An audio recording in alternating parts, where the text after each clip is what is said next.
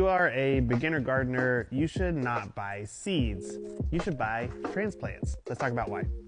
And yes, seeds are cheaper than transplants, but in order to start seeds, most people are buying stuff like these mini greenhouse kits, heating mats, and of course the soil that you use to start the seeds with. And all of that really adds up to quite a lot of money.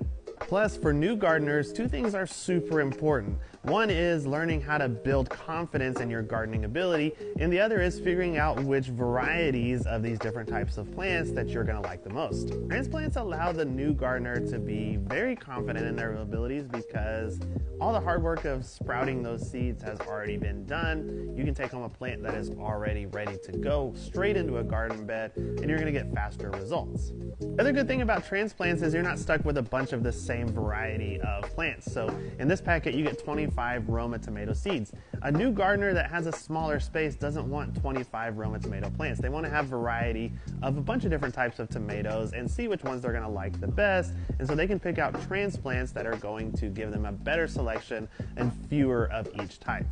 Now, of course, as you gain more experience year after year gardening, you're going to want to foray into seeds, and you're going to figure out which types of plants grow better from seeds for you.